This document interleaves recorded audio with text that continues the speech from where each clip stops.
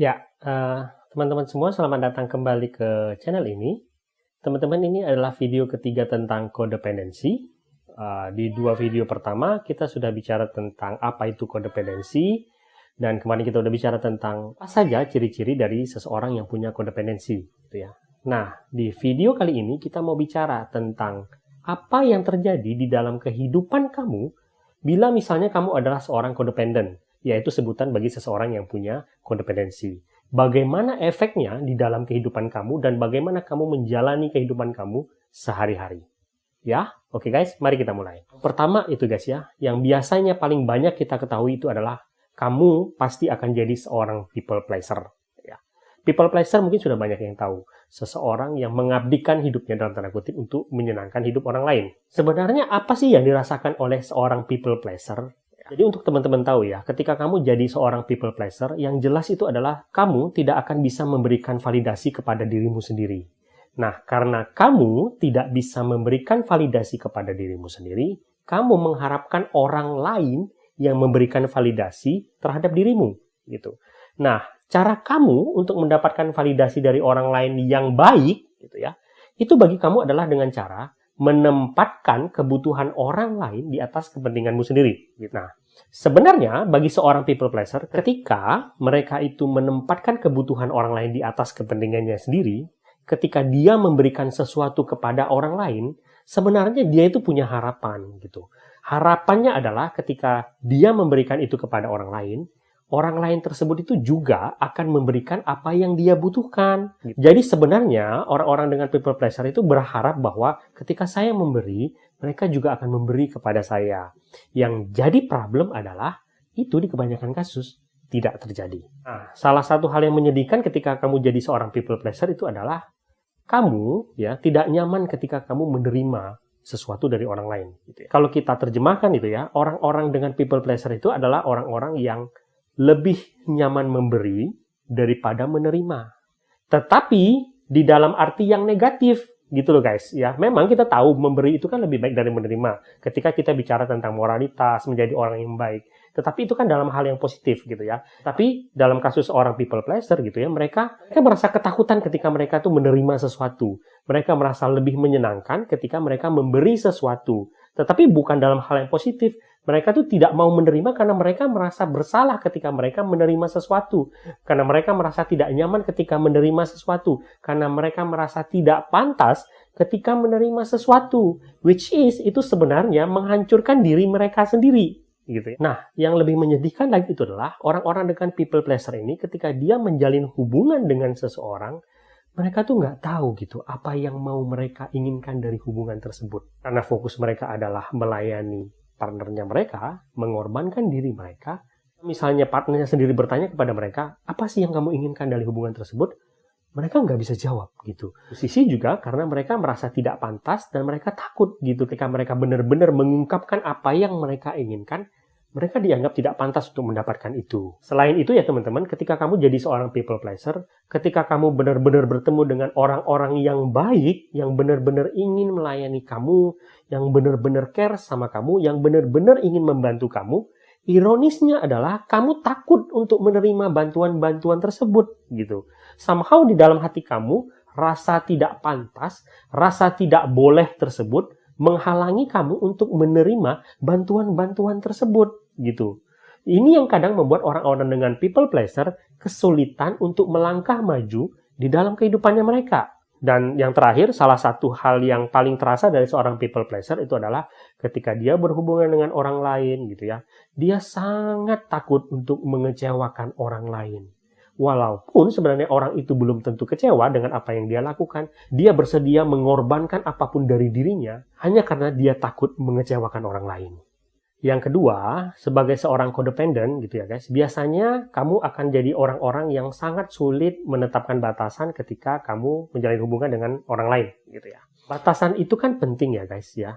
Apalagi kita tahu bahwa tidak semua orang baik di dunia ini. Banyak orang-orang manipulatif yang akan siap sedia memanfaatkan diri kamu. Nah, batasan itu kan memungkinkan kita untuk menyelamatkan diri kita. Ketika kamu punya batasan, kalau kamu berada dalam sebuah hubungan yang tidak sehat, sebuah batasan itu bisa memperingatkan kamu sejauh mana kamu ingin berada dalam hubungan tersebut. Atau kapan kamu harus keluar dari hubungan tersebut ketika hubungan tersebut menghancurkan diri kamu. Tetapi pribadi codependent itu biasanya nggak punya batasan itu ketika mereka berada dalam sebuah hubungan yang abusive gitu ya. Di kebanyakan kasus gitu ya, mereka akan memilih tetap berada di dalam hubungan yang abusive tersebut. Padahal itu jelas-jelas menghancurkan mereka. Dan dari waktu ke waktu, mereka bukannya menemukan cara untuk keluar dari situ, tetapi justru menemukan hal-hal bagaimana cara mereka untuk memaklumkan perilaku abusive yang mereka terima.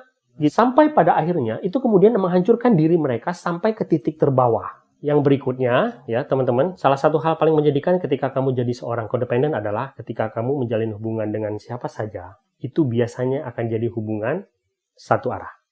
Ya. Hubungan di mana kamu akan jadi seseorang yang selalu memberi dan mengorbankan diri kamu. Kamu selalu berusaha menyelamatkan orang lain, padahal kamu sendiri sebenarnya butuh untuk diselamatkan.